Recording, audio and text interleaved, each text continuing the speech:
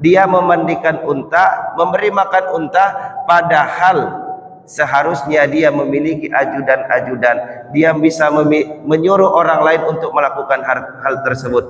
Maka luar biasa tawaduknya Umar bin Khattab. Maka Bapak Ibu, bagaimana cara kita menyerap atau mengaplikasikan tawaduk dalam diri kita? Yang pertama, harus kita sadari bahwa kita semua di mata Allah sama, kecuali ketakwaan. Maka ketakwaan itu pun bukan sifat yang ditunjukkan. Ketakwaan itu adalah amalan hati kita yang langsung berhubungan dengan Allah Subhanahu wa taala. سبح اسم ربك الأعلى الذي خلق فسوى. Alhamdulillahi Rabbil Alamin, wassalatu wassalamu ala sayyidil mursalin wa ala alihi wa sahbihi ajma'in. Ashhadu an la ilaha illallah wa ashhadu anna Muhammadan abduhu wa rasuluh la nabiyya ba'dah. Subhanaka la ilma lana illa ma 'allamtana innaka antal alimul hakim.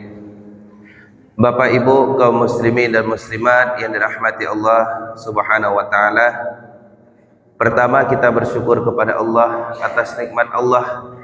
Tiap-tiap keadaan kita, nikmat iman, nikmat Islam yang tertancap dalam hati kita. Kemudian salawat kepada Nabiuna wa Maulana Muhammad sallallahu alaihi wasallam. Allahumma salli ala Sayyidina Muhammad wa ala ali Sayyidina Muhammad.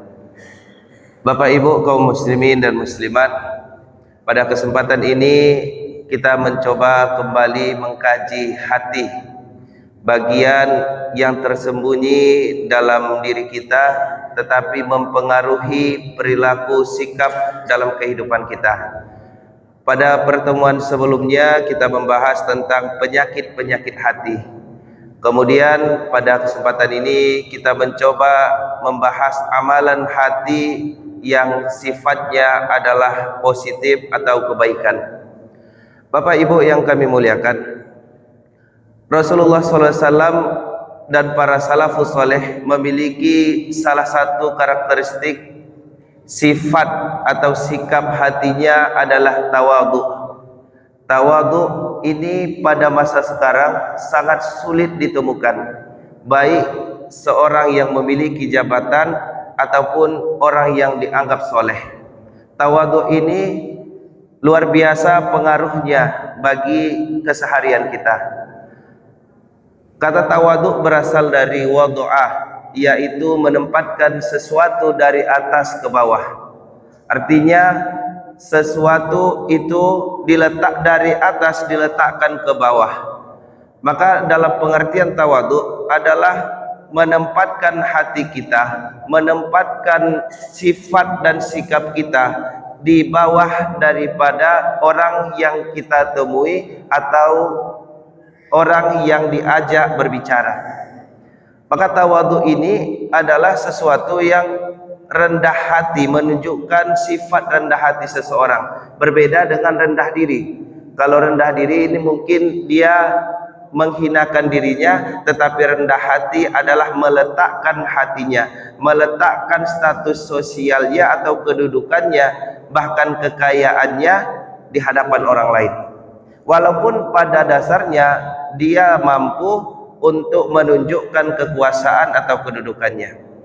Bapak Ibu kaum muslimin dan muslimat yang dirahmati Allah Subhanahu wa taala, maka kita lihat terlebih dahulu surah Al-Furqan ayat 63. A'udzu billahi minasyaitonir rajim. Bismillahirrahmanirrahim.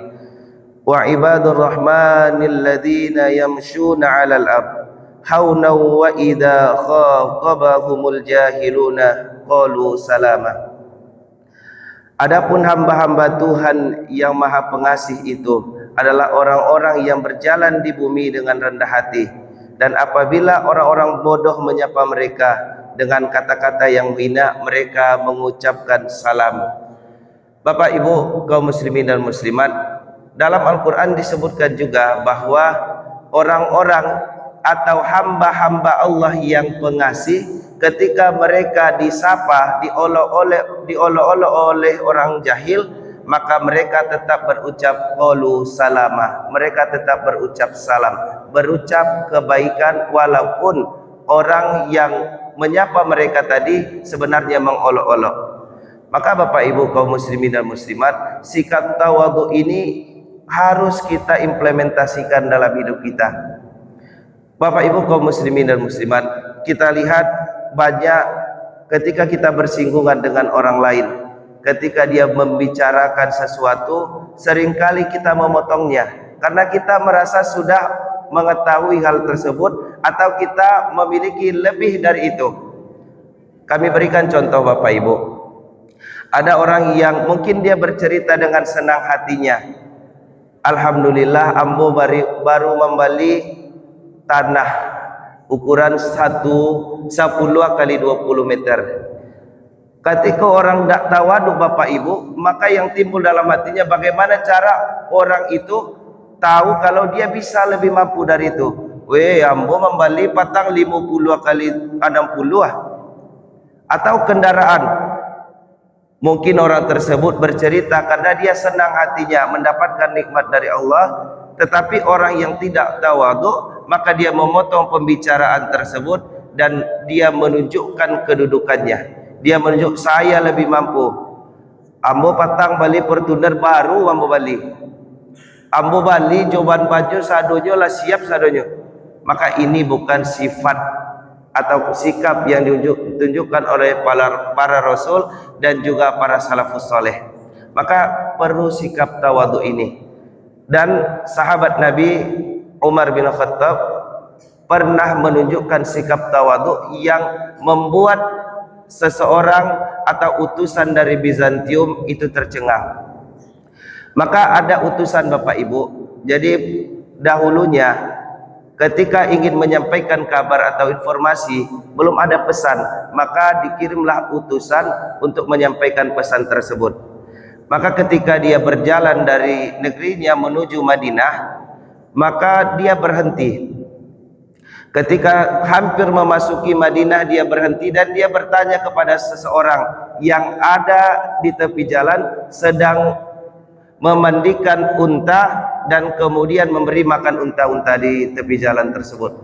Maka pria tersebut bertanya, apakah masih jauh kota Madinah? Maka dia menjawab, kota Madinah sebentar lagi akan masuk, silahkan lanjutkan perjalanan.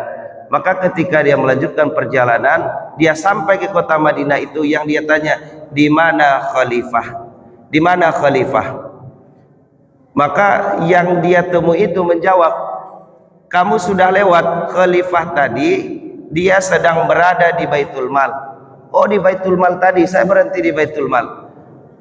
Nah, kalau kamu berhenti di situ, maka disitulah khalifah sedang memandikan unta-unta dan memberikan makan unta-unta tersebut. Maka apa pelajaran dari situ Bapak Ibu? Bahwa Umar bin Khattab, seorang khalifah, ketika ketawaduan hatinya, kerendahan hatinya, maka tidak ada rasa gengsi dalam hatinya. Dia memandikan unta, memberi makan unta, padahal seharusnya dia memiliki ajudan-ajudan. Dia bisa menyuruh orang lain untuk melakukan hal tersebut. Maka luar biasa tawaduknya Umar bin Khattab. Maka Bapak Ibu, bagaimana cara kita menyerap atau mengaplikasikan tawaduk dalam diri kita? Yang pertama, harus kita sadari bahwa kita semua di mata Allah sama, kecuali ketakwaan. Maka ketakwaan itu pun bukan sifat yang ditunjukkan. Ketakwaan itu adalah amalan hati kita yang langsung berhubungan dengan Allah Subhanahu wa taala. Maka kita tidak bisa saya bertakwa, bukan Allah yang menetapkan seseorang itu bertakwa. Maka dengan itu kita memahami bahwa dengan ketakwaan itulah, dengan Allah memberikan kita ketakwaan itulah kita bisa membuat diri kita tawadhu. Tawadhu membuat kita tidak merendahkan orang lain. Kemudian Bapak Ibu yang kami muliakan, bahwa sifat tawadhu ini kita memberikan peluang orang lain untuk menceritakan atau menyampaikan nikmatnya tanpa harus membicarakan nikmat kita setelah itu. Jadi Bapak Ibu, kalau ada orang yang dia menceritakan nikmatnya mungkin dengan tidak maksud untuk sombong pamer, maka kita dengarkan. Atau ada anak-anak atau orang yang berilmu, dia menyampaikan kebaikan atau nasihat kepada kita. Terkadang Bapak Ibu, ada orang yang tidak mau lagi dinasihati. Ambola tuwo mama awak diajan kebaikan ataupun ilmu itu bisa kita dapatkan daripada siapapun. Kalau hati kita langsung melawan, maka itu sudah terindikasi sombong, tidak ada tawadhu dalam diri kita. Maka juga Rasulullah SAW menyampaikan dalam hadis riwayat Muslim, ma tawadhu'a ahadun lillah illa rafa'allah. Rasulullah menyampaikan, tidaklah seseorang yang bertawaduk karena Allah kecuali Allah angkat derajatnya. Jadi ketika kita bertawaduk bukan merendahkan diri kita, tetapi Allah meninggikan derajat kita apabila kita mampu bertawaduk. Apabila kita mampu menahan diri kita untuk tidak merendahkan orang lain, padahal kita bisa pada saat itu. Lagadang banauta orangku Bapak Ibu, lagadang banauta joko misalnya di kadai, kok misalnya awak duduk, sabar, tahan diri kita, maka kita sudah bertawadhu. Kemudian juga aplikasi dalam tawadhu ini adalah apabila kita masih membeda-bedakan status sosial orang. Ada orang tuh Bapak Ibu, karena nyo maraso kayo, indah amwa jo duduk jo orang-orang bansai lah Bapak Ibu. Padahal Rasulullah SAW itu merangkul semua sahabat. Sering kita mendengar bahwa Rasulullah SAW didatangi oleh orang kaya, didatangi oleh orang miskin, didatangi oleh pendosa. Maka Rasulullah itu menerima, Rasulullah mengajak bercerita orang tersebut. Maka sikap tawadhu adalah tidak membedakan orang lain, karena ada kebaikan di situ. Kalau ada seorang pendosa datang kepada kita, mungkin dia menceritakan dosanya, maka kita bisa memberikan nasihat. Kalau ada orang yang mungkin kehidupannya tidak layak, miskin, kalau kita tidak mau berkumpul dengan mereka, bagaimana cara kita untuk mengetahui masalahnya? Maka Rasulullah SAW mengajarkan sikap tawadhu, tidak membeda-bedakan orang lain dengan status sosialnya. Maka Bapak Ibu, di bulan Ramadan yang tinggal beberapa hari lagi dan kita masuk kepada bulan Syawal, kami berharap kepada kita ubah diri kita ubah sifat dan sikap-sikap kita sesuai dengan tuntunan Rasulullah SAW. Dan di 1 Syawal nanti Bapak Ibu, ujian tawadhu ini begitu luar biasa. Kenapa kami pesankan seperti itu? Karena di ujian 1 Syawal nanti itu begitu luar biasa ujian hati kita.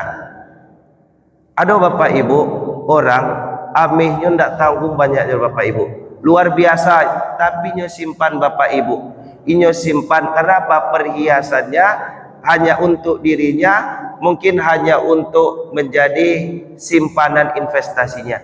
Tapi aduh Bapak Ibu, naudzubillah summa naudzubillah, mudah-mudahan kita semua jamaah Masjid Jami Hasanuddin Bisma Rabbikal A'la mampu mengaplikasikan tawadhu pada 1 Syawal nanti. Ko ado ame Bapak Ibu pakailah, tapi usahawan jangan nampak di orang. Ada orang tu Bapak Ibu pakai mukena, selesai solat buka mukena, nampak apanya Bapak Ibu, kalung amehnya, kok sabari anda tahu Bapak Ibu. Itu adalah sesuatu yang melukai, ataupun kalau orang miskin yang melihat akan membuat rasa iri hatinya. Kalau orang yang kaya melihat, maka timbul rasa sombongnya. Ambola banyak di rumah, ambola ditambah lah ya punya main-mainannya banyak sekali Bapak Ibu. Kemudian pakaian ini Bapak Ibu di 1 Syawal nanti itu diperbolehkan, pakailah yang paling bagus, tetapi ingat jaga hati kita. Jangan maraso pak tibo dari rumah, wih ambunan paling rancak mungkin anyo. Ambunan paling maha iko balinyo di ndado di Padang di Baliro di Tungguan mana dari Jakarta. Nah itu adalah amalan hati kita. Bersikaplah kita tawadhu.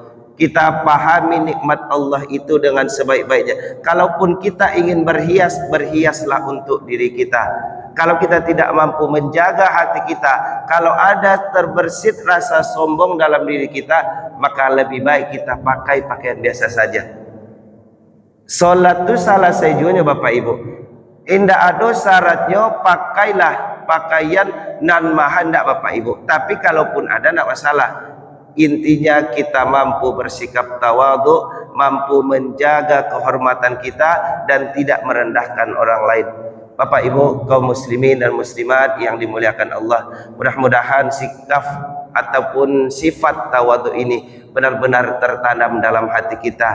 Seperti yang Allah sampaikan bahwa ibadur rahman, hamba-hamba Allah yang pengasih, hamba-hamba Allah yang penyayang, itu tidak akan merendahkan orang lain, tidak akan ada rasa sombong dalam dirinya, karena dia sadar bahwa itu semua pemberian Allah. Kalau jabatan yang dia miliki itu jabatan yang diberikan oleh Allah. Kalau kekayaan yang dia miliki, kekayaan itu adalah milik Allah Subhanahu wa taala. Dan Bapak Ibu, sikap tawadhu ini akan membuat kita diterima di masyarakat dengan baik. Kalau kita bersikap tawadhu Bapak Ibu, ketika mandanga awak meninggal, berhamburan orang mengkaja Bapak Ibu. Rasulullah sallallahu alaihi wasallam ketika meninggal, belum sampai orang melihat jenazah Rasulullah sallallahu alaihi wasallam, orang berhamburan sudah meneteskan air mata karena sifat tawadhu Rasulullah sallallahu alaihi wasallam, karena penyayangnya Rasulullah. Ketika seorang pengemis itu tidak mengenal Rasulullah, tapi Rasulullah senantiasa memberi makan setiap hari, maka itu tawadhunya Rasulullah. Tapi kalau kita sombong melangit meninggi, orang akan menimbang, orang akan memperhatikan, orang akan berat kakinya untuk datang menghadiri acara kita, bahkan menghadiri pemakaman kita. Maka tidak ada gunanya sifat tersebut. Mudah-mudahan kami dan kita semua mampu menerapkan sifat tawadhu ini, karena ini adalah amalan para nabi, amalan Rasulullah SAW, dan amalan para salafus saleh. Mudah-mudahan kita mampu mengamalkannya. Terima kasih. Assalamualaikum warahmatullahi wabarakatuh.